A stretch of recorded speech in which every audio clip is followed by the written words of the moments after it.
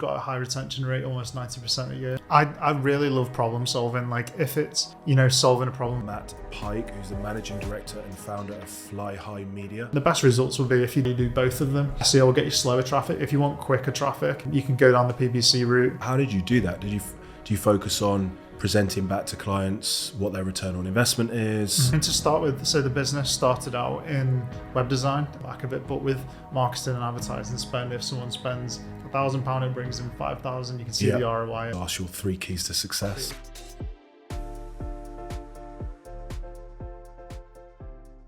Welcome back to Founder Stories, guys. As always, we are back with another relatable and inspirational business owner. Today we have Matt Pyke, who's the managing director and founder of Fly High Media. Thanks for joining me. Thanks very much for having me. Yeah, absolute pleasure. I really appreciate it when people make the effort to make the trip to us here in the Midlands. It's doing in person for me makes a massive difference.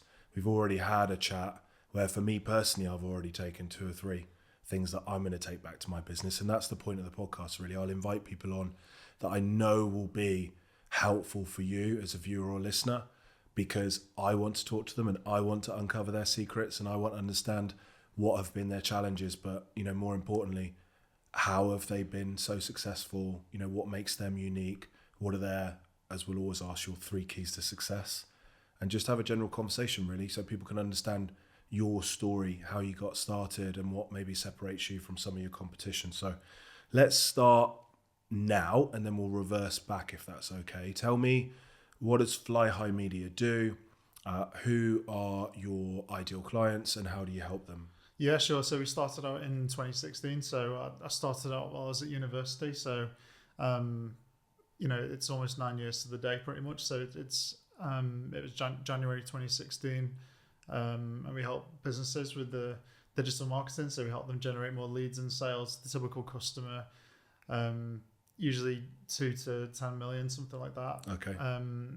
All different industry shapes and sizes, quite a lot of e-commerce, again, like lead generation. And we've been helping them ever since. And we've got a high retention rate, almost 90% a year. Wow.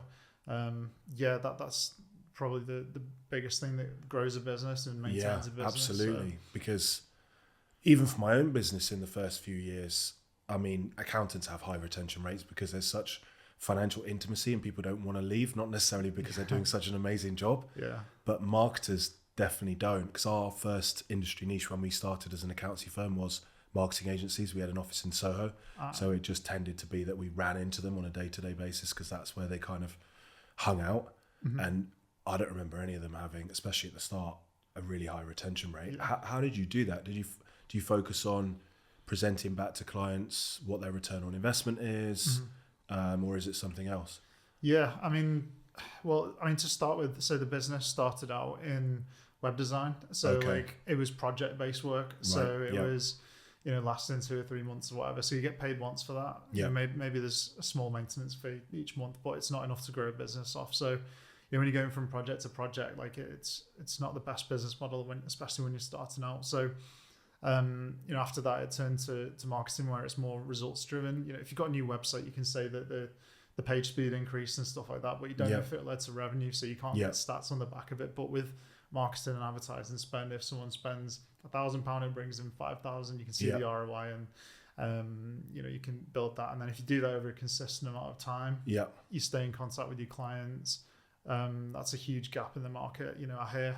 And when I speak to prospects and they're coming to us for advice, it's usually because client communications on the other agency's part's broken down, or maybe they're working with a freelancer and it's broken down. I'm not slating other agencies or individuals, because they're great. I've got agency friends, I've got freelancer friends, but communication tends to be where the breakdown is. So I've made it a conscious effort to have great client service teams, and behind that, the best process is possible. And the process is when they come in, you're trying to eliminate, mishaps or problems so that they don't happen in the first place. And, I don't really care if there's problems or failures and stuff like that. It's just testing the system. And I want things to controllably go wrong, not so it loses thousands of pounds, but we need, disruptions in the chain now and again so that I can get to the bottom of it. No one's going to get in trouble. No one's going to lose the job. Like we just need to get to the bottom of it,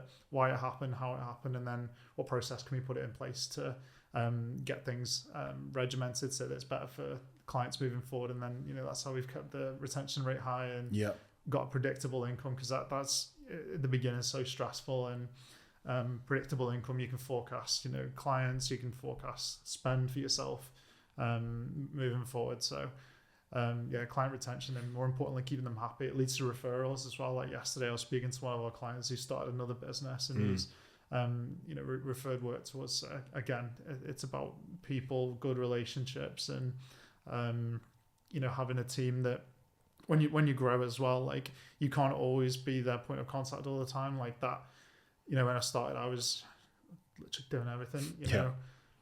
Everything: admin, marketing, sales, delivery, all that kind of stuff. Yeah. So client services was one of the first things that I sort of introduced, and that freed up a lot of time for me, and the clients got a lot happier, and again stayed along for a longer time. Yeah, that was going to be one of my questions. So you've gone in, you've created success by selling projects, web design primarily. You're doing this while you're at university. Were you doing a marketing degree? Or? Yeah, so that was at the start, yeah. So, and then what did you do? Did you realize at that point that you wanted to move to a more recurring model? Is the first part of the question. And if so, what was that first kind of recurring service or product that you produced? And who was your first hire to get you away from doing everything? Yeah, well, it's interesting. So the web design kind of stuff, I was playing around with like websites and stuff like when I was 16, 17. And then people knew that I was doing that. So then they when they had their own businesses, they just asked me to do the odd projects. I was building up a portfolio, that kind of thing. And I was like, I've got my agency website, but I don't have any money to advertise it. So, I taught myself SEO. We were ranking on page 1 in Google for Manchester web design keywords, that kind of thing. Years ago. So, generating inbound leads through Google. We did that. And then I guess like the first hire. So I had a friend down south in Portsmouth. So he was running like a business in parallel. So he was more creative and operational. So he did sales and stuff. And then I was more managing the kind of business side of stuff. So we combined. He was great at managing client sales and stuff like that. I was kind of running the marketing side of things, and then he kind of handled the stuff I wasn't good at, and vice versa. And then after that, he left to do a completely different career. We're still great friends to this day. And after that, it kind of just went back, and we stripped back. And then after that, hired someone for delivery. So he did the delivery, and then someone else in marketing. And then I was still doing a bit of client services. And then after that, once you've got more people there and more work coming in, you need someone to manage the project. So with SEO in particular, you've got stuff to manage on the website, writing content, building links, fixing website problems. So there's a lot of things to communicate. And then projects, you might need freelancers and stuff. So again, there's multiple people to manage, and it's just not feasible for one person. And it's just the growth pains. And then once you get to an unmanageable amount, then you need to bring it in house. So did you get mentoring or any help to know, okay, first person I hire should be delivery versus an executive assistant, or versus in some other role, or did you kind of seek advice from friends who are maybe further along, or where did you get that knowledge from? Yeah, I mean maybe similar to other people as they start. Maybe I was like winging it a little bit, but like I like to sit back and observe quite a lot. I wouldn't say that I had a single mentor where I took a single amount of advice from. I'm just obsessed with constantly reading and listening to stuff online. I can't exactly pinpoint it to anything. My dad gives very good advice, like parental advice. He's an accountant as well. Oh, is he? Yeah. ACCA. Cool. So does he do your accounts? No, he doesn't know. He works in the business now. So he joined 2 years ago. Yeah.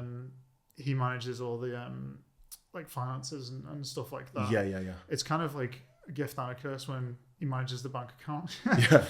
You know what I mean? But he manages all that. But it's good if you're like me and you see an opportunity and your natural default is like, okay, I want to invest in this. Yeah. And then you need that person who, for me, is my business partner. Absolutely. Who I'll always run things by, and he'll be the one saying, 100%. okay, well, we're already at budget maybe for this quarter. We've got this shiny object that you did last week and we haven't even activated yet, or whatever it might be. So it's nice to have that. 100%. No, it's good to have something like that. Yeah. And I've just built up like, good friendships in the industry as well, of people that are 5 or 10 years down the road from me, and like that's so invaluable. And having those friendships, you can just bounce back ideas. I think it's always good to have people a few years ahead of you, and then many years ahead of you, and then even people that are behind you a little bit have got good ideas. So if someone's a smaller company than you, but they've worked at a bigger company, you can take inspiration from everyone and everything. So I don't have a business mentor as such, but just online and listening to short clips, like we mentioned before about listening to YouTube shorts. Again, things can be taken really out of context, but you pick up like little golden nuggets. And if you listen to a podcast, for example, or reading a book, a 200-page book, maybe 190 pages of them is just waffle or someone else's story, but those pages that are good, it could have the life-changing advice in it, which is why you need to be consistent with your personal development. For sure. I totally agree. And you'll find people at different stages of your journey that speak to your needs at that point. Absolutely. We had operational issues maybe 2-3 years ago where we couldn't really break through it, and then I found someone online, Dan Martell, specializes in businesses that have got to 1 million that then want to scale to that next level. And then it's all about systems and processes, checklists. Have you got the right organizational chart? Have you hired the right people in the right seats? And you find that person and you gravitate towards their content because of the problems that you're having. And so you'll need different mentors and different books at different stages. Absolutely. When you first started out, so you've hired these people, you've got recurring revenue, which is presumably, I guess, traditional retainer, helping them, keeping their website up to date, but then also starting to do some SEO, maybe running ads, creative and things like that. That sounds like 10,000 other agencies. What separated you? You've been very successful. Obviously, people can look up the PR articles and get numbers and things. We don't tend to talk about numbers on this podcast, but I know in some of your press releases you speak about, I've got to this revenue in this amount of time and things of that nature. So people can Google you and find those articles. And you've been very successful, let's put it that way. How do you get people to choose your agency in those early stages over someone else, or even find you in the first place? I guess SEO is how they found you. 100%. Our business, even now, it's 90% inbound business. Okay, really? Even though you do get lots of client referrals, but you are generating a lot of your own leads. Absolutely. I mean, this revenue breakdown, roughly, it's about every year, it's roughly about 90% inbound from Google. And then probably 5% upsells and then 5% referrals. So, just building that, and to go back to your other bit about how you attract clients, and mix is different. You like certain niches is good when you start, and then building up a portfolio in that. People might just like your vibe and the way that you work and stuff like that, and then later down the road, when you can hire a team and client services, it's vital that they can communicate with clients and stuff and build a good relationship and people. Exactly. And they just like it as well, because clear, transparent reporting and that kind of thing. And see, to me, that is, I know you didn't say it, but to me, that's got to be one of the biggest reasons why you were able to be so successful, is that there might be another 1,000 agencies within your driving distance or whatever it might be, if people are looking locally. You're right. Within Manchester or Liverpool or wherever. But a lot of them are brand focused, and a lot of them are project focused, and a lot of them are, shiny, we did this campaign focused. They're not ROI focused, like what we talk about ROI, guys, if you're listening or watching, return on investment, which I'd recommend everyone to do. If you're investing in something, it should have a return, whether it's quantitative, as in measurable, or qualitative, as in maybe it's not measurable, but you can see what the outcome was. Like you said, you might have got a much nicer website. So that might not be directly measurable, but when people check you out, people check me out as a business owner, the first thing they're going to do is Google us. I know now that we've got things that need to be fixed if people Google us. Like, we have no online reviews, basically, because no one ever asks for them. That kind of thing. It's more difficult than you think to get them. Like, just asking people for them. Making it. And what I found really difficult in my business is we have a channel in our Google chat version of Slack where, you know, at least 3, 4, 5 times a week, our accountants will copy paste praise they've got from their clients into this wins channel. I like that, yeah. But they don't. It doesn't trigger them. So they share that with the team, and everyone's happy. And but it won't trigger them to then go back to that client and say, "Oh, by the way, because you're happy, and we've done this great work, would you mind writing us a Google review?" Anyway, this is my own problem.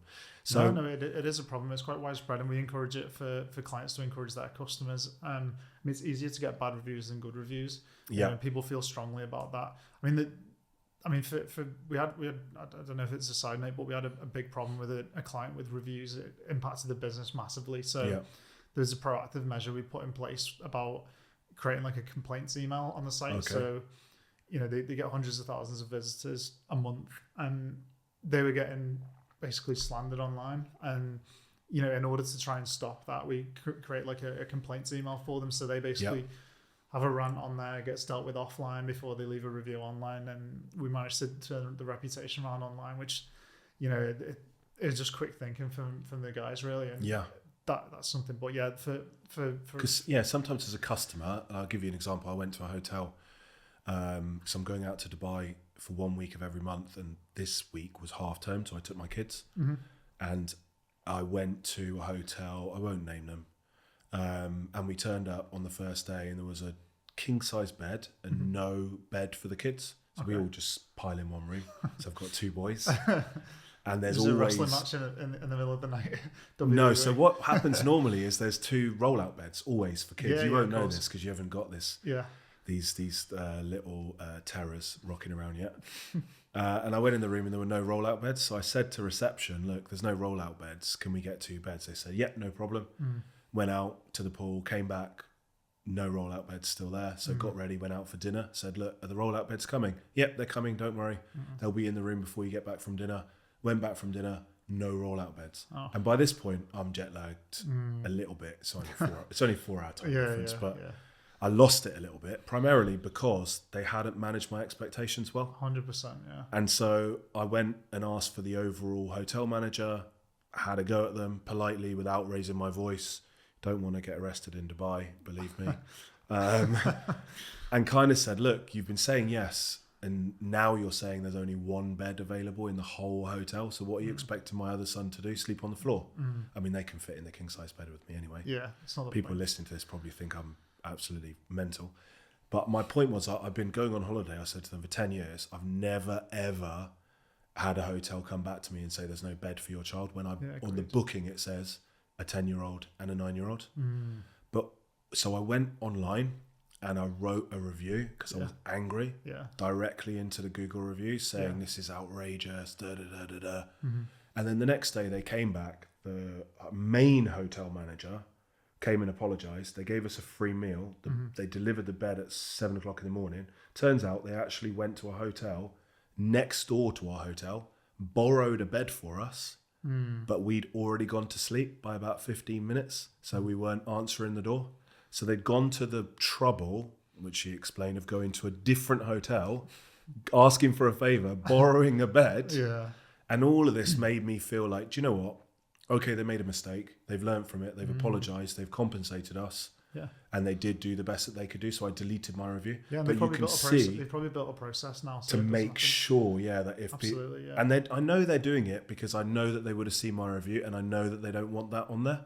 But they never asked me to delete it or remove it. But it's a good example of, if you've got a company and you do make mistakes, and we are humans, we will make mistakes. Do you want them going and putting a review on as the first thing, or actually telling you about it 100%, so you can make try and make it better? Absolutely, it's all about reputation online as well, and that's part of our job to make sure clients look good online. If they don't, they wouldn't generate revenue and they wouldn't keep us. So it's about that. And also like what you said about expectations set in, like at the beginning, like just because it's maybe an experience, like it's just you've got to like under promise and over deliver. And at the beginning, I was just learning the ropes, and maybe I didn't set expectations good enough, but again, it's like a learning curve. If you're not keeping clients, you just kind of think why. Maybe their expectations was off, but like now, each like when there's a new client and then clients moving forward, it's about that expectation, and they know how often we're checking in, and if there's a problem, they know what to do, how to say it, that kind of thing. And that's how the relationship goes. So I'm sure you've got good feelings with that hotel now. Yeah, I really like it, and I would go back. Yeah. And they went to the point of saying, look, don't book. If you want to book a room, just WhatsApp me.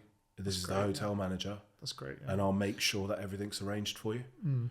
And yet all you want in business is people who, if they make a mistake, will do their best to as quickly as possible make it right. Yeah. And that, I guess, is your culture. In that, do the job in the first place. You're talking about under promising and over delivering. Yeah. And that's a massive lesson for everyone, I think, because you tend to over promise. Absolutely. And then have to back it up afterwards when you're starting out. Absolutely. And take on clients where maybe you don't have the capability to fulfill that client. Yeah. You've got to be confident in yourself and back yourself and have a track record of doing it as well. So what other things did you do to start with to get momentum? Obviously, you've taught yourself SEO and got on the first page. So you've got, I mean, I always talk about a business should be able to attract clients, convert clients, and then deliver to those clients. Yeah. We've touched on delivery, which is under promising and over delivering, making sure you're reviewing every single client, making sure you're hiring people better than you. Yeah. Attracting clients primarily, did that initially come through the SEO, or were you doing any paid ads or? Yeah. Again, like I was at university, so I didn't have money to spend on it. So it was mainly through SEO and then meeting people, referrals back home. So I was at uni in Manchester, and then I lived, my parents lived, on the Wirral. If anyone knows where that is, probably not. Just across the water from Liverpool. Just work from around there, like in the Chester area. Just the network back there as well. So kind of leveraging that area as well. There's always people with businesses that need things, and while you're starting out, you just need to build your portfolio, and then the more you get noticed on the first page of Google, the more people see your work, and then it kind of builds from there. And do you think? Because I've always thought, using us for an example, we are all online as an accountancy firm, so we wouldn't do localized search. And I've always thought, well, it's just impossible to search against other accountants. But from listening to you, maybe it isn't if you pick an industry niche, or you pick maybe, like we spoke about before the podcast about helping UK entrepreneurs travel if they're going to the Middle East, or setting up an offshore company or things like that. Yeah. I mean, for you, like what I'd recommend is like whatever you've got your biggest client base in. So I'd say accountants for X, or accountants for SEO companies, or SEO. Yeah, well, you could pick nurseries. We got we got a nursery client. Yeah, and we really love working with them because obviously, having kids, I love kids, and their numbers are all over the place usually, but they're quite profitable. And they have usually quite a high turnover, so they need us, and there's a decent sized retainer that we can charge because they need a lot of work. Yeah, we don't target that niche at the moment, but it is something that we could go after. So would that be an example of them doing SEO on? Yeah. So what you'd do is like you'd have the web page. What you try and do is, so like if I was trying to rank for SEO in the UK, just that keyword, it'd be difficult to do that. But if you break it down to SEO agency, a little bit more achievable. But then if you break it down to SEO Manchester or SEO Liverpool or whatever, then that's far more achievable. You'll get way less traffic, but it'll be much higher intent. And then if you go like a step down from that, so you might have SEO for nurseries, then it might get 50 people searching it a month, which isn't a lot compared to maybe 100,000 searches in Google for SEO. But those 50 people are going to be exactly looking for nurseries, so they're going to be much more highly qualified lead, and much further down the sales funnel. So you dedicate that page and talk in their language. So something we do is include relevant stats in certain industries and related case studies, so that the page just speaks to them solely, so that they feel like they're understood and their industry language and that kind of thing. And because you're differentiating yourself, and there's only like 50 people searching for it a month, it's probably quite an easy word to rank for. So especially if you're purely online, that's what I'd do. Like if I was doing an audit of your site, that's exactly what I'd recommend first. If you go into a business, and now are all your clients on retainers? Do you do any project work? We do project work from time to time. I mean, we still do websites now. It's much smaller part of the revenue now, but again, like 90-95% retainer.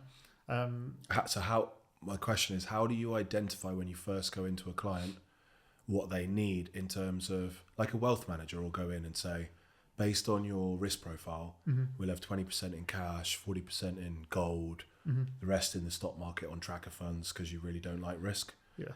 If you go into a business, is it always the same percentage that you apply between maybe SEO, ads, different strategies or things that you want to take out of your toolbox, or do you vary it based on the client? It all depends on the client, really, like, because they could be running a really inefficient PPC campaign and then the organic profile's just terrible, so they're not ranking for any keywords. The domain might have been around for a while, so they might be a little bit easier to rank. So it's just looking for opportunities and what we call like low-hanging fruit. So keywords that, like, what we come in and do is like look at keywords that are bottom of page 1 or top of page 2 that have got a lot of search volume, and then we try and get those ranked on the first page, and then you can roughly estimate the traffic, very, very roughly. But that's what we normally sort of do, and look at the high intent keywords, not just random ones like I don't know, our nursery is important, for example. It'd have to be like a high intent one. So have you got an example of a client maybe that you've worked with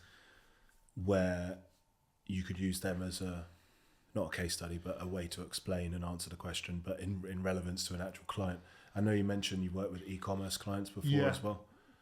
Yeah, sure. I mean, like there's all sorts of, I mean, what you normally do is you normally look at the top 5 results in Google to see what they're doing versus what the client's doing. So if the client's like position 12 and you look at the top 3, maybe the page is faster, they've got more content on the site, on the page, that kind of thing. So you're just looking for gaps to see where you can improve it. So and then it's the same with ads as well. Ads are slightly different, but you're just looking for quick fixes that maybe a complacent agency or freelancers like kind of missed over a period of time. And you can come in and make quick fixes. That's cool. Yeah, it's kind of like, so when we take on a client, we do what's called a systems and process review. But rather than comparing to what other people are doing, we've created our own ideal of what financial systems you should have, what financial processes you should have around, say, bookkeeping, cash flow forecasting, invoicing, every aspect of it. And then we call it a walkthrough. We'll walk through what they're currently doing. How do you raise invoices? How do you get paid? Are you using direct debit? Are they paying you through Stripe? Are there transaction fees? Are there foreign currency? There's like 500 different questions that we'll ask. Then you take all the answers to work out what they are doing, and you say, well, you're doing all of this, and we sort of rank them in about 8 areas. Like a scorecard. I've got it. You're a 1 for cash flow forecasting, or a 0 because you don't have a cash flow forecast, which means this, but you can do this. So it's kind of like that. So we're comparing to an ideal, whereas you can actually go and see what their competitors are doing. That's it actually. So I mean, we do the full audit and stuff and things like that, because some clients may need more technical stuff done to written content, for example, that kind of thing. So we always look at the highest priority things, and then like we say that we need to do that, a developer needs to do that. So that's how you'll prioritize the retainer initially, is low hanging fruit, get the clients the biggest wins, which again has probably acted to contribute to your success, because you're showing. I always try and say for our clients, could we get this client all of the fees they pay Growth Factor back in the first 90 days through tax saving or strategic financial advice? And you're kind of doing the same, aren't you? You're trying to go in, show them that through working with you they're getting a return on investment. Then, because that client, when they come to you, whether it's me or you, they are a bit hesitant at the start, right? They are. And you need to build trust. I mean, what we do as well is, like, so without a good technical foundations to your website or your house, for example, you're not going to see the long term effects of it. So if you don't fix the technical issues from day one, like you're just setting yourself up to fail really for the next 12 months. We want to keep the client for 12 months, and we want them to generate results for the next 5 or 10 years. So without that, we look at the quick fixes and stuff like that. And as well, we help with processes, and for example, lead generation clients, we help them with like things they'd never thought about before. So like call tracking, for example. So when they generate leads, like you can track the Google click ID, so you can see what keyword they typed in to make the phone call. And phone calls are much more higher. Oh, intent. right. Okay. And then you feed that data back into Google to basically tell it like find more people like this for me. Oh, wow. And then you can record the calls and stuff like that, so that they can listen to them. Yeah. We've also got guides on our site about how to handle calls as well, because people answering the calls that it goes to might not be their job. So you do help with that aspect, which is going to be my follow-up question. You optimize all their marketing, their leads are up by 500%, Yeah. But then the second part of the triangle is, can you convert the prospects into becoming paying clients? Yeah. Most agencies stop at that point and then say, well, that's your problem. Absolutely. Do you help with that? Well, yeah, absolutely. We had a client, and it was a big learning shift for me, really. Like, there's the difference between a marketing qualified lead and a sales qualified lead. I had this same conversation yesterday, actually. I think I got it the wrong way around. Yeah. I mean, like, you can get 100 leads to the door, but then 50 are sales qualified leads. I mean, that's probably a good number, but like, every business owner, they want to see qualified leads, and we need to close that gap and make sure it's a good percentage every time. And I mean, sometimes clients might not even really understand that, and maybe it's an education piece because it might just be new for them. So there's a big difference between a marketing qualified lead. What's the difference? Which one comes first? So the first one that comes first is marketing qualified lead. Okay. So it's basically anyone that's submitted through the site. Yeah, I did have it the wrong way around. Yeah. And then a sales qualified lead, someone that that fits the budget, ideal customer, all that kind of stuff. Yeah, you'll have your own profile. Like we want to work with owner managed. Exactly.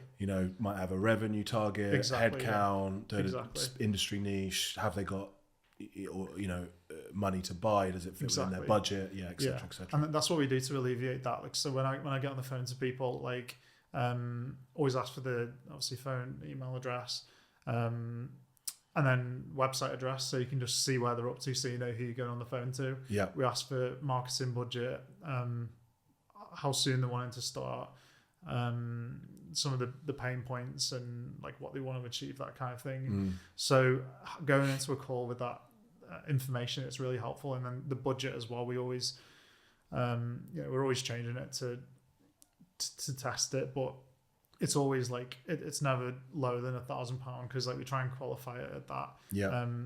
Anything less than that, it's quite difficult to get it over the minimum mark. So it's good to just pre-qualify as much as possible, because I don't want to waste their time. I don't want to lead them down the garden path either. So, and do you work with, what do you think is optimal for a business first, to get an agency, or to hire a marketing manager to come in and sort of work with the founder and take some things off them?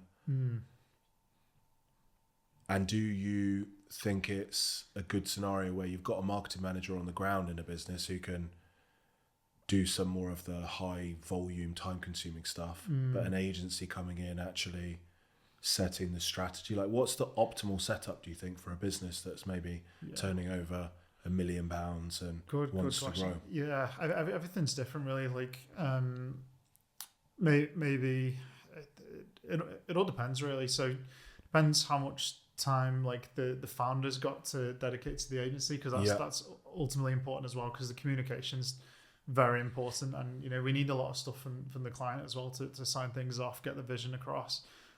So in some cases, like, a marketing manager is good, and then they either manage an agency or multiple freelancers. It depends the capabilities of the agency. Like, we try and offer all the services to the clients, so they just do it all under one roof. They speak to one person. Whereas, like, if you've got a marketing manager, then you've got specialists in different areas, it's 5 people to talk to or whatever. There's pros and cons to everything, to be honest. Clients like coming to us because you get to speak to one person, they get one set of reports. It's very clear cut. There's pros and cons to everything. I'm not slating anything, but like, if you work with, I guess, like, individuals, sometimes, like, with, I don't know if you're aware of it, but like, the iOS tracking in iOS 14, that caused a lot of attribution errors. So there's been conflicts between like Google Ads and Facebook, because everyone's trying to claim the sales, and it's right.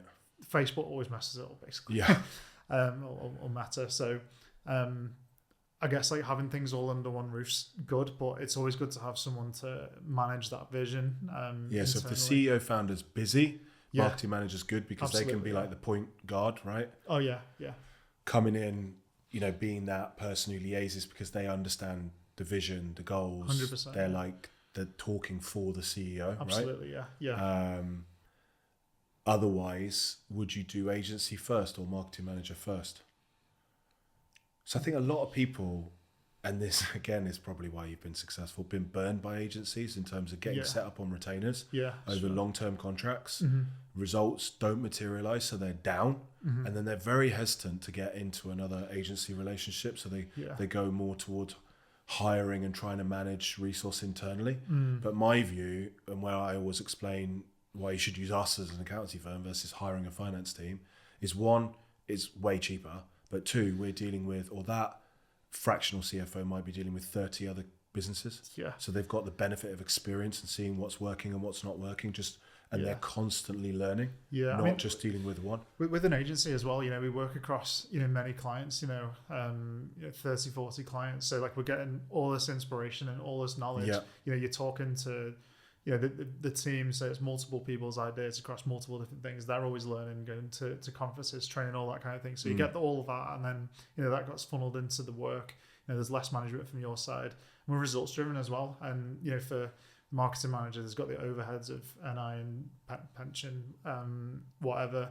There's more, I guess, like job security for in-house. So as a business owner, you've got to kind of weigh that up. And then with agencies, like it's a risk on our part because, we've got to just perform every single day. And, with complacency, with, like, I'm not talking on part of everyone, but like I've seen it where people get comfortable in, roles, and then it's easy to blame the agency if it's going wrong, whereas the agency is like fighting to stay, and it's revenue. So I mean, it's different in every single case. There's great marketing managers, and it's based on the founders really, and trying, like, what founders tend to like is just getting everything off their plate and getting someone else to manage it, and then they have a call like however often, and then they know that it's all managed. They say that X, Y, and Z at Fly High has done this. You can expect this next month. Your report's coming up this month. So it's just clarity. I mean, now I can see, like we spoke about this earlier, I feel like 14 years in, I'm starting to get real clarity about what the optimum setup is for a business, or at least for me. I tried to do it with freelancers directly dealing with me. Too time consuming for me as a CEO, and also I don't know how to like measure results or success. Scrap that. Then we go into nothing, me doing it all on my own, thinking I can just read like Alex Hormozi's book and then I'm a marketeer all of a sudden. Doesn't quite work. Well, he's got a huge team, like doing whatever he's doing. And I get what he's saying is right, but if you're a CEO running a business and you're trying to do marketing, what I've found, and we also mentioned this, confidence, commitment, and the key one is consistency. So if you're trying to run your own marketing as a CEO without an agency or a marketing manager, and you get pulled into something for a week, nothing happens. So there's no consistency, and that's what happened in our business for a decade, really. We'd be on something and it'd work really well, and then it'd get dropped because the next thing comes along. And there's no consistency and there's no accountability. Now, for me, I can see the benefit. We just hired a marketing manager. She's only a week in at the moment, but she's on a low base, getting paid for marketing qualified leads. I like that. So it incentivizes her. If she doesn't generate marketing qualified leads, she knows in, maybe not 3 months, but in 6 months, she won't be there. It makes complete sense. Hard as it is. But ideally, what she does is work on the foundational stuff that she knows how to do, gets everything set, creates some budget, so that we can bring in an agency like yours, because then we get tapped in resource to, instead of going after 8 different Avengers, these freelancers that can do SEO, ads, like cold email, all these other things, you go to the agency and then they're giving you that access to these marketing Avengers, right? How I see it in my head. So now you've got marketing manager, he or she's created budget for agency retainer. And then maybe you do get additional like internal resource, like we've got a full-time videographer who edits the podcast, a marketing assistant who does the actual posting onto socials and things like that. Because I don't necessarily want to pay an agency to do that admin stuff. I'd rather have them say, here's a content plan that we've looked at and approved, and then we can post it out internally. Absolutely, To me, right now, for my business, that seems pretty optimal. No, that does sound optimal. And there's easier tasks that you don't need an agency for, like uploads and stuff like that. That's not really an agency role. Or collecting data on daily, like did this email work, You can have them do everything, but it becomes expensive to do that. Less optimal because it's an admin task, right? Yeah, absolutely. Well, as I say, like there's pros and cons for absolutely everything. It just needs thinking out how it fits in with budgets, business structure, all that kind of stuff. So it's completely on a case by case basis, and usually like I'm honest with businesses as well. So like if there's no ROI like on it, we've got like a minimum, then I'll just say that you're probably best off with a freelancer. I know freelancers pass it on to get you going on this area or whatever it is. Yeah. And then if it's worked well, and sometimes like I recommend for if they're really early on, I still talk to everybody, to try and give them advice. Like I don't mind giving away like 20 minutes on the phone or whatever if they've got questions and stuff, because I want to help, and then get people to step one, because there's things I learn about for the first time, and then even bits in finance like I don't know a lot about, so I'm lucky I can ask my dad and stuff. But like when I was buying a house, I didn't know a lot. Again, if you could just have a 10-minute conversation with someone, it can change and at least push you in the right direction. So if I can do that, I can say that SEO isn't your right route. It's going to get a slower ROI, but it's going to get a better ROI further down the line. So maybe the option now is to do PPC. Maybe the retainer's high, plus you've got to pay for ads. So you're probably best doing it yourself up to this point, and then when you can afford to hire someone on a freelance basis, do that, and then as you grow, look to scale to an agency as well. So and that just plants seeds with people that now trust you because you've given them good advice. Exactly, pointed them in the right direction. And an example of like your dad, who's an accountant who comes in and manages finances, that's a good example of like maybe someone having an internal marketing manager or senior marketing manager. What they're not going to necessarily know about is offshore tax planning or R&D tax credits or individual little technical elements that then someone else can come in and support them on. So that's really cool. So you're at uni, you've started it, you've got into retainers. This is 2016. You've scaled it up. How quickly did it grow? How many people do you have now? We're 2025, so you're coming up to 10 years, right? So how many? What's your team look like now? Yeah, so it'll be coming up to 15, and then hopefully by the end of the year it'll be 20. So, throughout uni, it was just me pretty much, and then I was hiring freelancers, and through uni, I obviously had time at uni. I was still working a lot. Like, were you doing a marketing degree or not? Marketing degree, I didn't really know what I wanted to do, to be honest. Like I wanted to go for a business degree, and then a couple of weeks before, I just wanted to change my mind and do something a little bit more specific. But the business only really like properly took off where it got to like a serious revenue, like maybe 2019. That's when it properly took off, when I didn't have to worry about uni and stuff. I graduated like 2018, and then I was working on my mum and dad's dining room table for a few months, and then from 2019, that's when it went from strength to strength. So about 6 years now. So that's kind of like how it's grown. And what's the size of your team now? Yeah, so 15, and then 15, hopefully by the end of the year, it'll be about 20. So. And are they all in the UK? Your team? All in the UK, yeah. Have you ever considered hiring offshore? Yeah, we have. Yeah, we have like bits occasionally, like previously. Yeah. Like very small tasks and stuff like that, but it's I guess it's more cost efficient and stuff like that.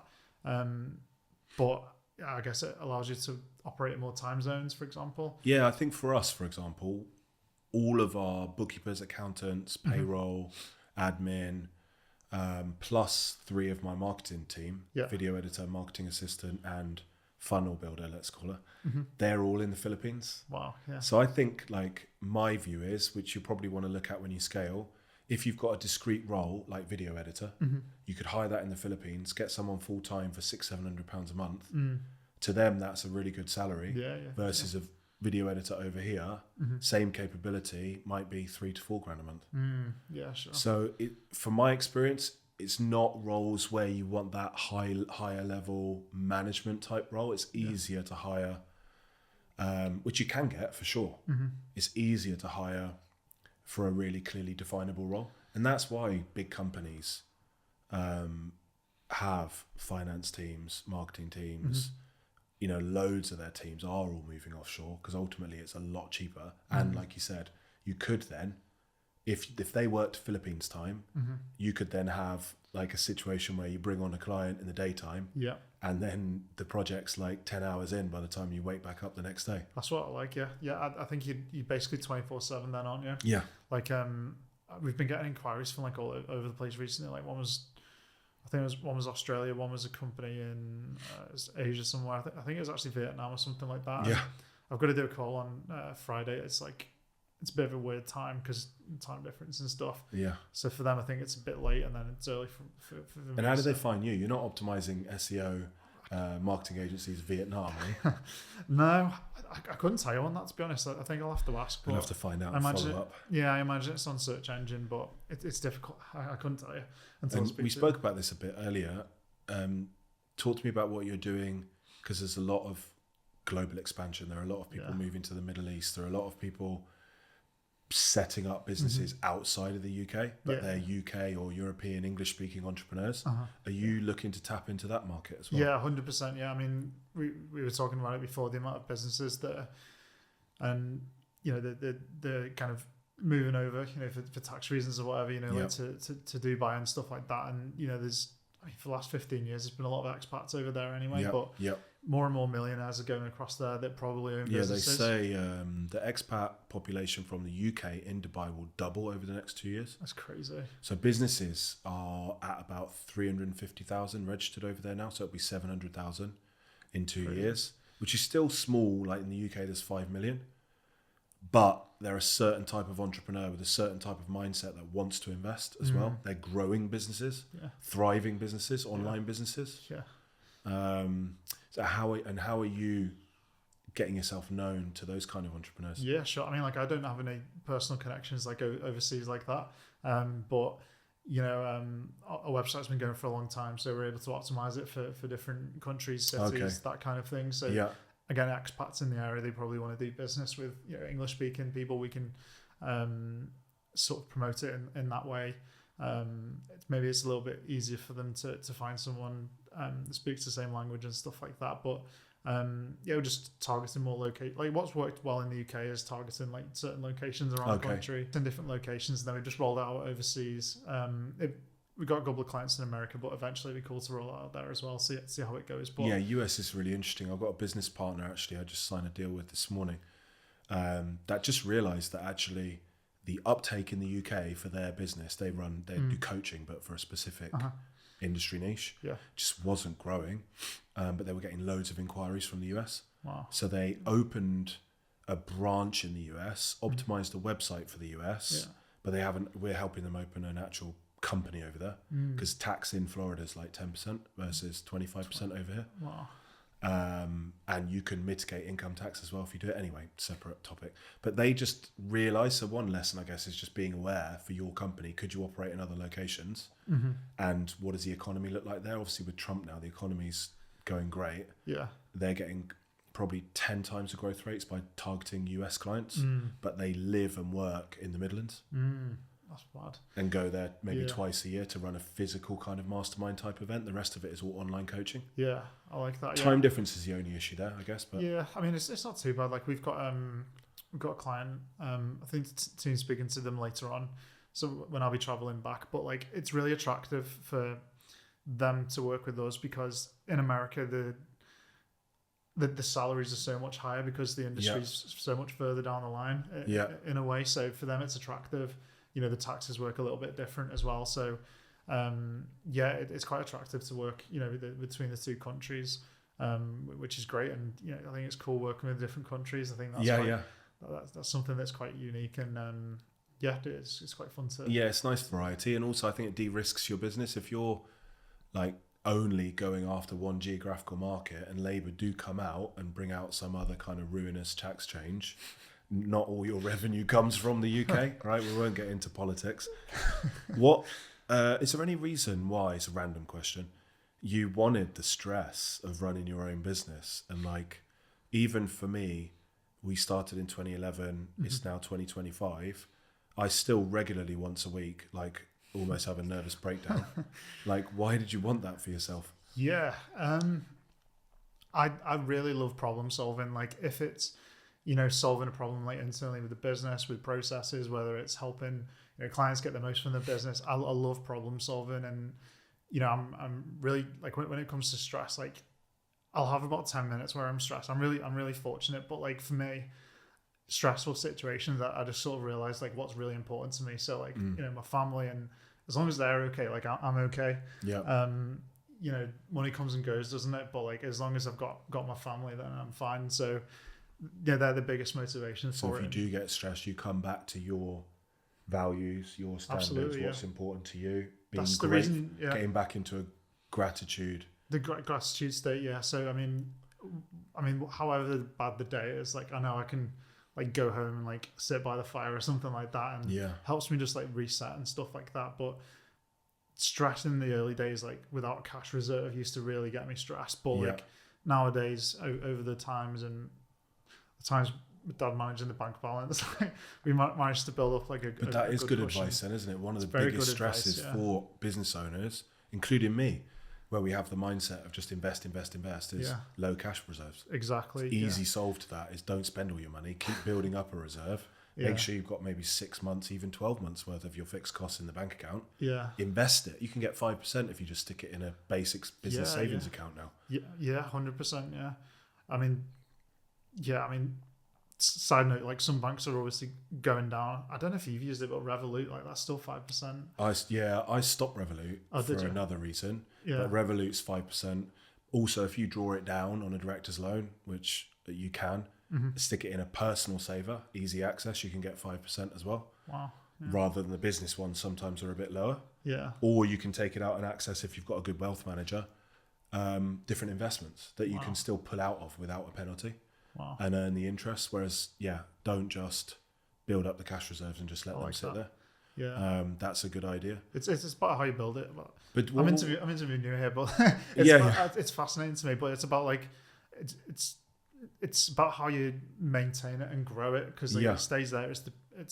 You basically losing money if it just stays there. You want to invest it, but you want a certain amount sitting there. That's just your risk management fund. Exactly. But if your risk management fund's 100 grand and it can earn you 5-6 grand a year just by sitting there, then great. If it could earn you 10 or 15, then even better.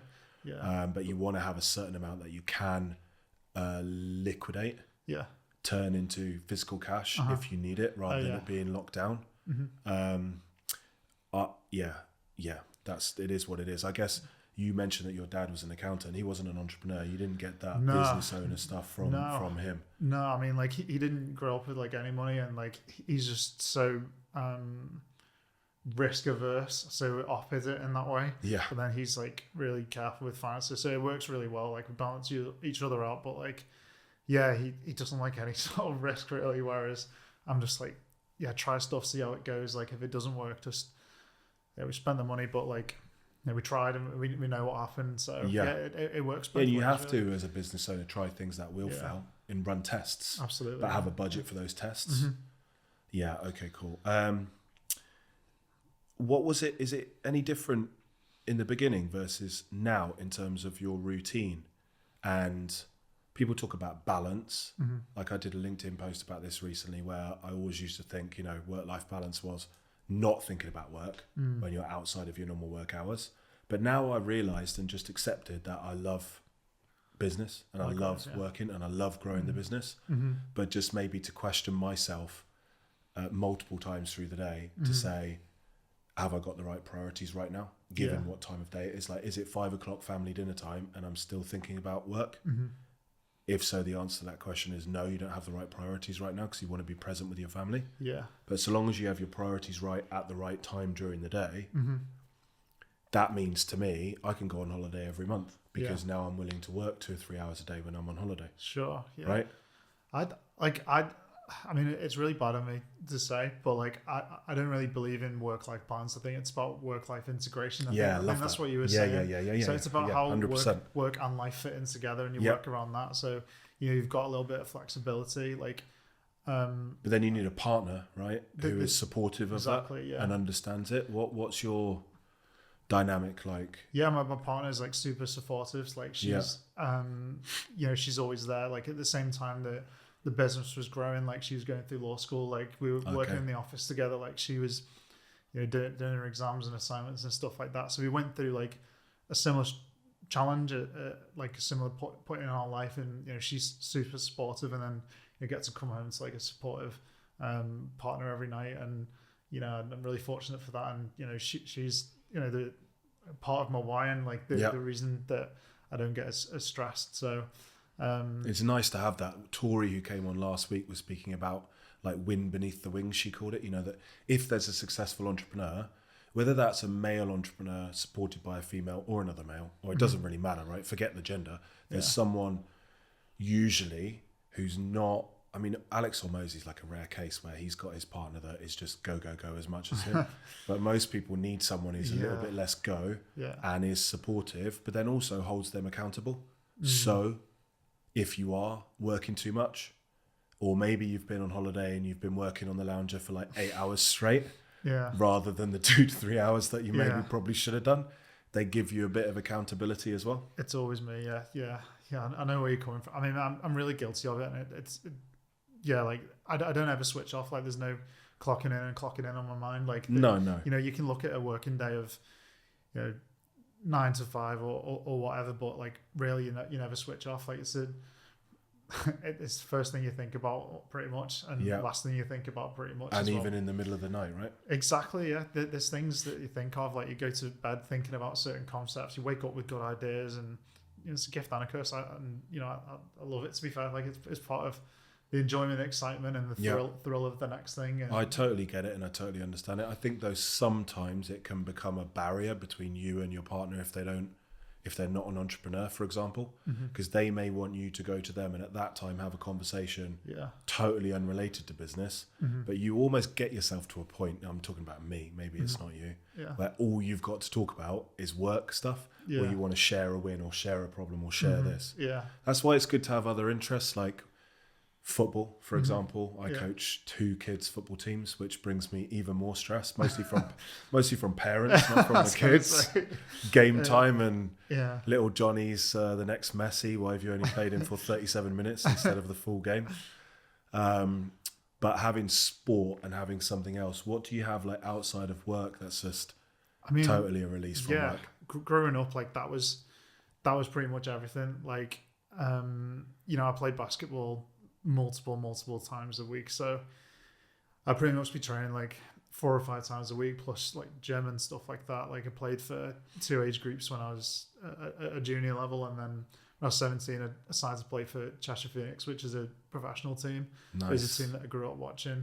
I mean, I'll be honest, like I never really played for the team because at my age, ability, how good the team was, that kind of thing. There was ex-NBA players on the team. There's players that played at top colleges like Duke, Villanova, Louisville. I didn't realise it was such a high level over here, actually. Yeah, I mean, like people with different parts of the career, but like there was a lot of big colleges, and they played in like big leagues and stuff like that. So, I kind of the transition from sport into business like was really interesting. So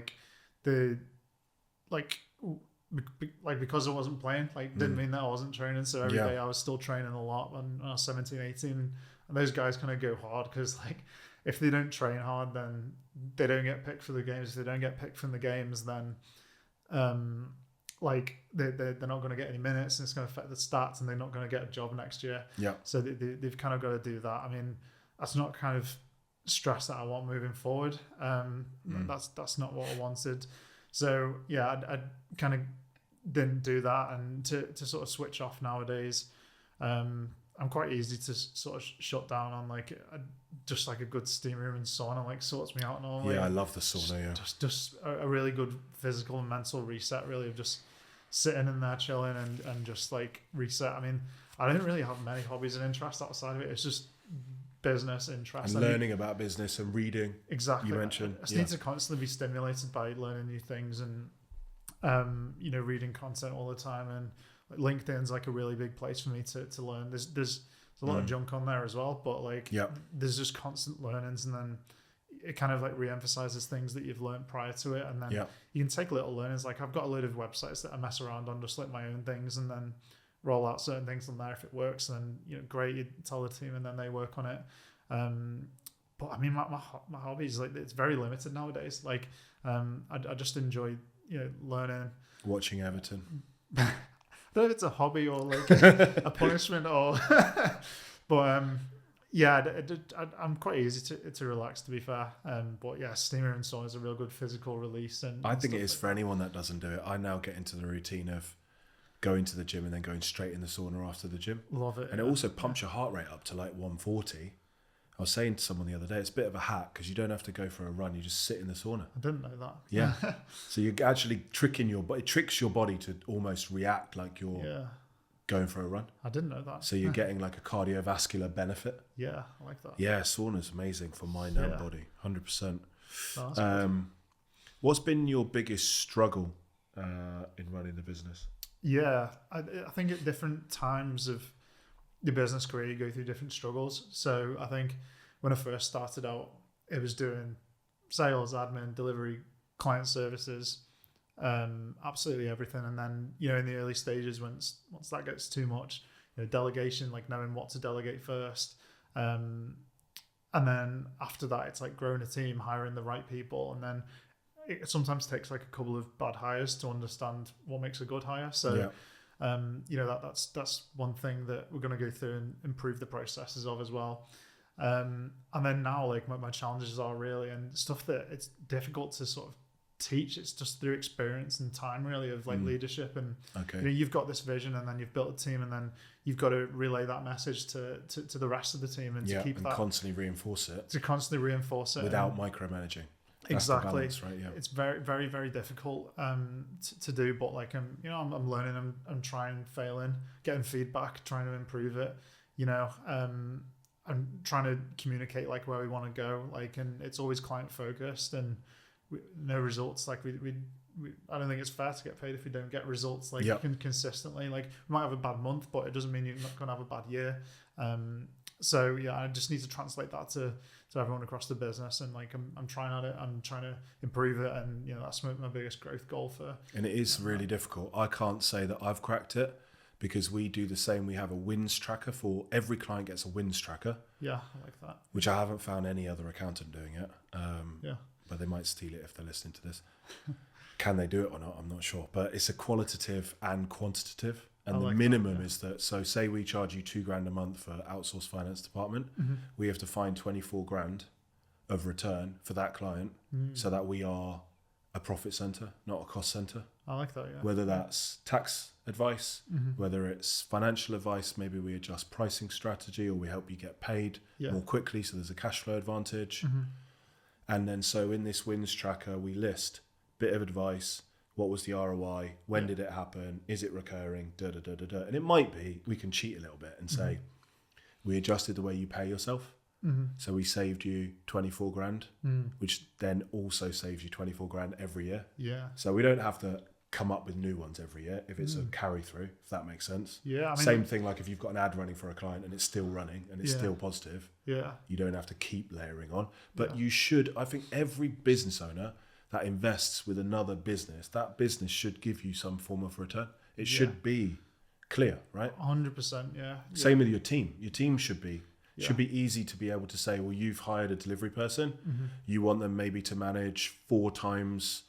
So the revenue that they are managing and delivering on is 4 times their salary, for example. Yeah. And you should be able to track that. Yeah, absolutely as well. And then if you put numbers to it as well, you can sort of see how to replicate it as well. So you can see like the process and see like what you can do to, like, if it went wrong, like what can you do to improve it, that kind of thing. So that's really interesting. I'll probably try and implement that. How important has it been for you? Actually, before I get onto that, and you kind of answered this a bit, but we know that the reality of running a business is it's not a license to print money, and it does, even forever almost require a lot of reinvestment. Yeah. What have been, or what's your process for your own learning? Do you go on courses? I know you've already said that you watch, and there is a lot of free content available. So do you believe that people can get everything they need online for free? Or do you invest in courses? Do you go to any seminars? Do you do any like Tony Robbins stuff or anything like that? Yeah, I like going to conferences, events, and what it is like the people that you meet there, like, and what you get is like the small conversations and the nuggets that people don't want to say on stage. They don't want to say it on stage. You just kind of get stuff in passing, and then if you give someone a little bit, they give you a little bit, and then you form a relationship, and then before you know it, you're giving each other the secrets. And I tell our like competitors secrets and stuff like that because I'm close relationship with them and stuff like that. So yeah, I mean that's probably an investment, like conferences and stuff like that. I love doing that. We're going to one in April in Brighton, and do a lot of that. And then if it comes to like meeting people, like traveling here, that's an investment in time and in getting here and stuff. So, but you know what? I know that you drove last night. I know that you stayed over. I know that you made the effort to come. Now, I learn a lot more about your business because we've met in person. There's so much more trust. Yeah. Now, whenever I have clients that need help with this area, they come straight over to you. And people sometimes aren't willing to put that hard graft in to develop a real human connection. And I think that's missing a little bit sometimes in some people. They want to sit behind a screen all the time and optimize everything through funnels and, automations and all this stuff. But sometimes you've actually just got to get out and do some work. Yeah, I think the ROI is like really underrated because you can't measurably say like, you put X amount into a conference and it generated Y because, you put in however much into a conference, maybe like taking 3 people costs like £1,000 for a few days, and it generated 5 times that. You don't know like what you learn and what you implemented like further down the line, like how much that impacted your clients. It might have been something that kept the client because something that you learned and implemented. So thinking of like instant returns, it's about long-term gains, I think, and investing like upfront and thinking about that. Again, it's experimental. You might not get anything out of it, but yeah, and just taking chances on certain things as well, because like you may not get anything out of. I mean, I'll be quite a little bit choosy about networking events and stuff because you've got to be in the right rooms. But when you're in a right room and you can't sell to people, I absolutely hate that. But like you just have like a natural conversation, and then if they don't know anyone, then the chances are if they're a business networking event, chances are they're going to know other business people as well. Just what I was going to say, like if you go into a networking event, I do think it's still worth doing. But I do, like for example, in Dubai, I joined 2 or 3 before I found one that's run by an ex-apprentice contestant. Really, really nice lady, let's call her, not girl. And the kind of people that she's got going there are really high-level entrepreneurs. If they're going to Dubai to do the networking, find like-minded people. Yeah. But we don't go to the event to sell to them. We go to the event to meet people, to add to our network so that we can refer each other work. Exactly. That's one of my favorite things to do, actually, like to give other people business and opportunities as well. Because again, I've been referred business, and I think it's only the right thing to do to sell the next person. Yeah. And you don't know when it pays you back. You don't know if it is going to pay you back, but you just do it, and it helps you to build your network and that kind of thing. And it's mostly how we've grown, but we did it slightly differently in that I felt like I'd never wanted there to be an inequality. Absolutely. So we put a referral scheme in place. So if you refer me a client, for example, you can either choose to take 25% of their gross first year fee income or 10% of their gross fee income for the life of that client. And I like the idea philosophically of you just give me a client and I just say thank you, and when I need a referral I give you one. But I feel like over time there'd be an inequality, and even if it's subconscious, there'd be this difference with the activity happening on both sides. Yeah, sure. Whereas even if I get busy, if you've referred me someone, I've signed them and I pay you. Even if I forget to refer you someone, you've still benefited from taking that time to make the introduction. Yeah. I don't know what's right and what's wrong. It's impossible, and like we tried to come up with incentive structures for salespeople in the past, and like that in itself is very difficult. Yeah, and then who do you pay?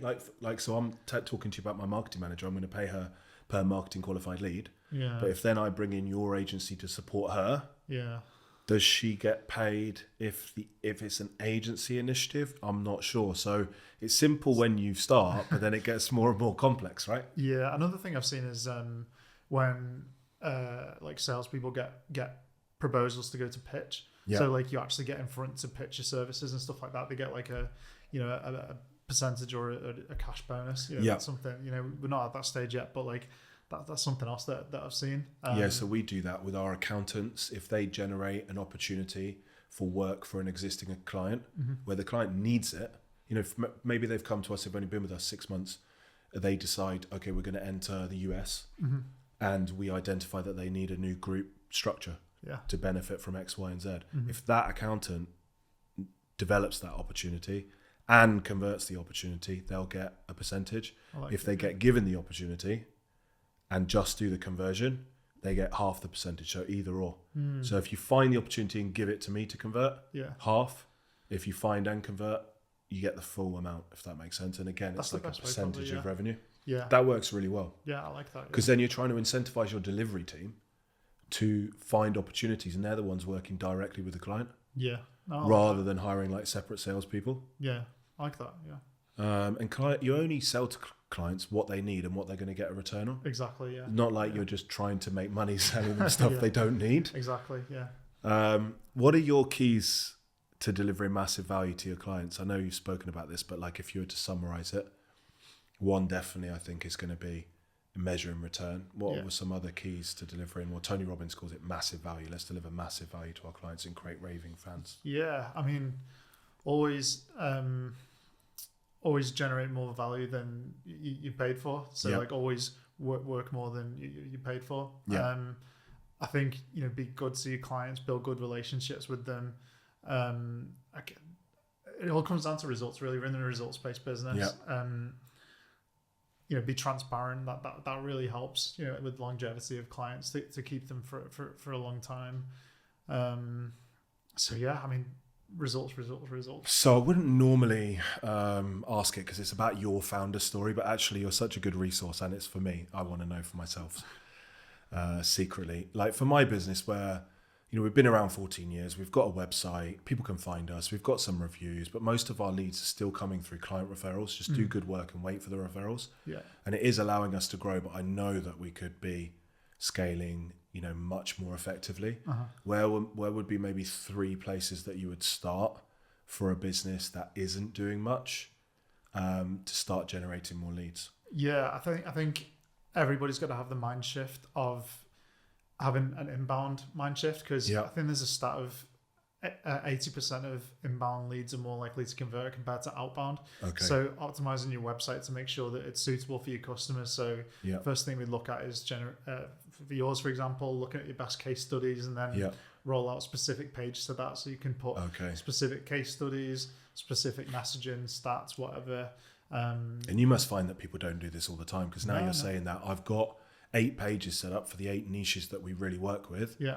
And we have got case studies. Yeah. But we never really got round to putting them on. Exactly. So if you click on like we work with e-commerce businesses, it's the same picture and the same stuff, because it's not been modified to all the others. Right? Exactly. Yeah. So it's all to do with that niche, and I talk to a lot of businesses that are very successful offline, but it doesn't translate online. Yeah. So invest in written content as well. People still write content and sort of read it and understand it, and it's more like top of the funnel, but like it's equally as important, because you need to educate people before they get in touch. So invest in making sure your online is actually reflective of what you're actually doing offline. 100%. Yeah, and then probably the final actionable thing is like trust signals on your website. So making sure there's raving testimonials and reviews, that kind of thing. If you can, like include your phone number, address, just showcase all these trust signals and brand touch points. So making sure that you don't even have to be posting like every single day, but like on your company socials, I'd always recommend to post it at least weekly, so that it looks like you're active business. Maybe you're sharing a case study or even a blog you've posted.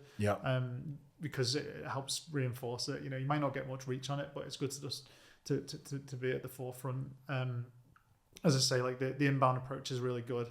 SEO will get you slower traffic. If you want quicker traffic, you can go down the PPC route, which is paying per click, paid ads, right? Yeah, so they're the results at the top of the search engine. So they cost money. You get the traffic quicker, but it's a little bit more expensive because you got to pay for that plus the management fee. But you'll get results quicker.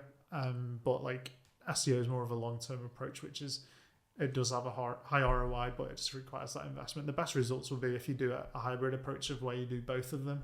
Okay, so one is giving you the quicker results, feeding into the one that comes for longer term. Sure. Right. I kind of compare it to like either like getting plastic surgery versus losing weight through exercise and diet. Okay. So like SEO is like exercise and diet. So it's going to take a long time. It's harder work, but in the end, you've got better eating habits. You've got a better routine, all that kind of stuff. Whereas with plastic surgery, like you get these treatments, and then at the end of them, like you stop taking them. You know, your body kind of like you'll go back to where you were. You'll go back to where you were. Exactly. Do both together, right? Exactly. Yeah. So I think like a mix of both is good. You know, we recommend it, but it's all like budget dependent really, and if you've done it before, like how aggressive you want to go, that kind of thing. And then the longer you do it, the more you can predict things. So you can look at like how much it costs to acquire a customer and stuff like that. But having an inbound approach it's you're talking to more people that wanted to talk to you. Like I was pretty introverted like when I started out. I still am, but like it was my worst fear, like reaching out to someone or whatever. But when people got in touch with me, like it was much easier to have a conversation. Because you already know that they want to talk to you. Exactly. Yeah. It's a revelation. Yeah. It is really interesting. Yeah, no, I totally get it. And something that we've definitely overlooked because we're getting a lot of inbound inquiries now, but through a partnership. So, but we already know that people want advice on this specific topic. Yeah.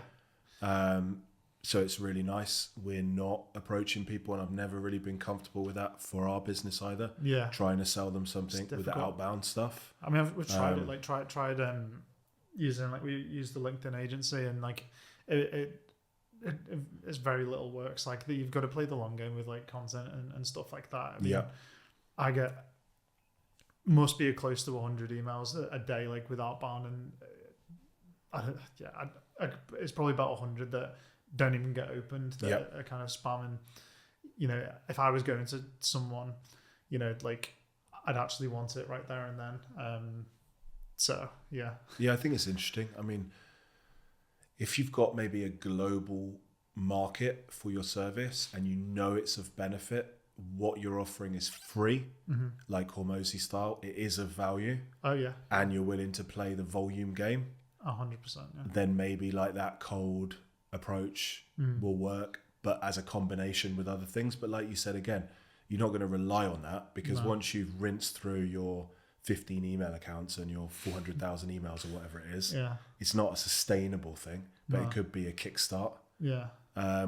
What are your 3 keys to success? I know that, you know, obviously what got you here was working with, you know, PR agency or PR agent and actively trying to build up your personal brand so that you can get your message out and your teachings and your learnings and impact more people.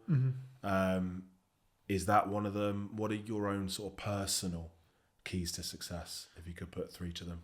Yeah, just knowing what you're good at and what you're not, and being okay with accepting that. Yeah.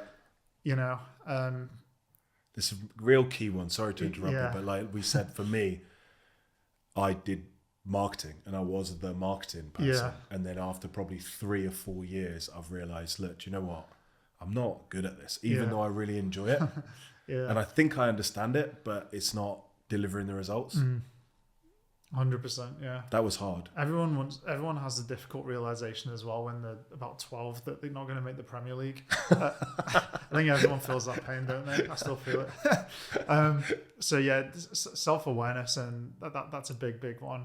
I think always gravitating towards good people as well. Like, and that's something I'm making a conscious effort of this year, like networking and meeting good people, and you know, putting yourself out there and meeting people in person like this. Like it's a much stronger connection. Yeah.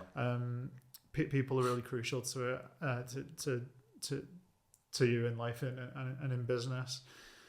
And then the third thing is just being nice to people and just like getting by like that. It comes back to relationships because you know, I think it pays dividends, and again, you can't see a financial ROI on it, but like it makes you sleep well at night, and it makes you feel like you're doing a good job. So they're probably the 3 things. Yeah, it's really cool. I think relationships, at least for the the podcasts that I've done recently, I don't have a great memory, so I can only usually remember about 10 podcasts back.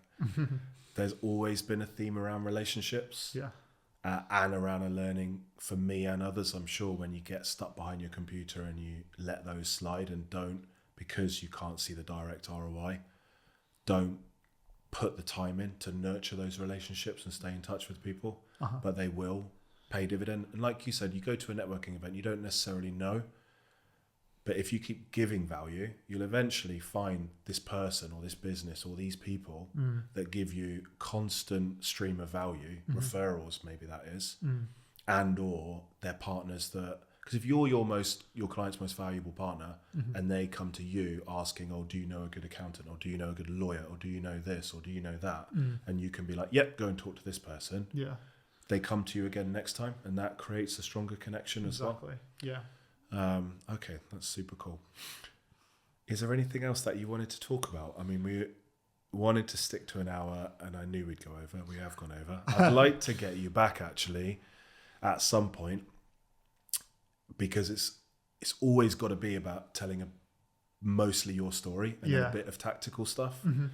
But I'd love to uncover some specific tactical stuff and do like a what's work, maybe back end of 2025. What's working in 2025, like new strategies and things that people can get into the nitty gritty of it. Yeah. And maybe even have like my marketing manager come on and talk from a marketing person's perspective and stuff like that. Yeah. Is there anything that you wanted to talk about that we haven't covered today? No. I mean, like, it's been a pleasure being here, like speaking to you, and like, it's been good. Felt a little bit like therapy, like going through everything. Like, it's good to meet another like-minded person. So yeah, for sure. Yeah. Before we wrap up, I want to make sure that viewers and listeners, for me, if you've had that click moment of, oh, okay, yeah, I get now what an agency should be doing, and I get that if I invest this much money, which could start as, maybe it's too much for you, but from £1,000. It should be affordable to most business owners if they're getting an ROI. And the point of this, guys, is that you invest $1,000 and maybe there is a 3-month, 4-month, 5-month, 6-month runway where you set people's expectations. Absolutely, that they're not going to get a return upfront because you need to fix all these foundational things that are broken. Yeah. But the goal is over the 12-month period that it pays for itself. Your goal, obviously, is to deliver great return on investment so that they take that retainer from 1,000 to 2,000 to 3,000 to 6,000 to... And it keeps going up, right? Because if they keep investing more with you and they keep making more money, why wouldn't they spend more money? Exactly, yeah.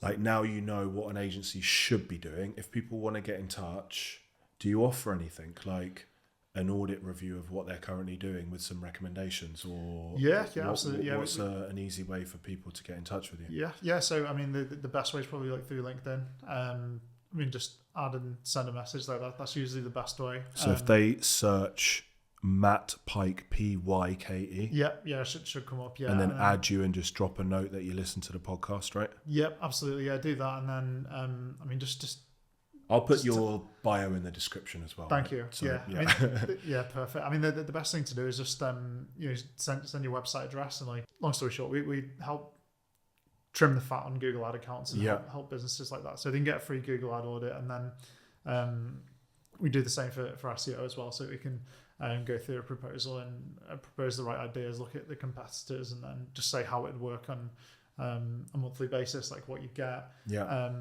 and like what you can expect really, and how we've done it for others. So yeah, because I think that's what everyone should do. We do this thing, and not a lot of people go for it at the moment because I haven't worked out how to articulate it in that it's not some sort of trick. So we offer a second opinion on your taxes. Yeah. So we get people to send their business tax returns, personal tax returns. Yeah. And then we do a 15-minute call just on the tax, and we tell prospects where they're overpaying tax. Okay. But we guarantee to find overpaid tax. And I've only done one in 14 years where I couldn't find any overpaid tax. But people think that's sort of too good to be true. But I think as a business owner, you should be able to, and we do another one where we use the second 15 minutes to go through their financials, ask them questions, and then find either increased profitability or cash flow. Just by giving bits of advice. Yeah. And you learn how to do it by putting yourself on the spot, your team will be doing. Yeah. But I think every business owner should get good enough to be able to jump on a call with someone for half an hour and show expertise without telling them exactly how they're going to do it or doing it for them, because that's what you're going to send the proposal for. Yeah. But to be able to, on the call, say, do you know what, I've gone in the back end of your website, and if you were to use this strategy because your ranking is this and you moved it up to this, you're almost certainly going to generate a significant amount more leads. Yeah, absolutely. So they can see what you're doing live, kind of thing. You're kind of selling like somewhat of a formula, aren't you? So yeah. You can say it's worked for these guys, but this is kind of how it works for you, and then it's going to be completely bespoke to you, and this is what you can kind of expect. So because you don't know as a business owner what your potential is, so my advice would be to speak to as many people as possible, and don't be worried about people selling to you, because they're not forced into taking your paid services, are they? No, I mean, I'm never like a salesperson. Like I mentioned before to you, like that I'd never really picked the phone up for until 4 or 5 years in. So there was that, and then I don't try and sell now. It's more like consulting and helping people take the right option for their business. Like I'll never sell something that we can't fulfill. And then I'm sure there is a book on that somewhere, and I'm sure it is some sort of sales technique. Probably, yeah. Being nice at sales. Or maybe you could write a book on it. That's a good shout, yeah. Possibly. We don't know. But yeah, it's been brilliant having you on. Thank you. That's been another episode of Founder Stories, guys. Hopefully we'll get you in again. But thanks for coming down. I'd love to, yeah. Really enjoyed it. And we'll see you in the next one.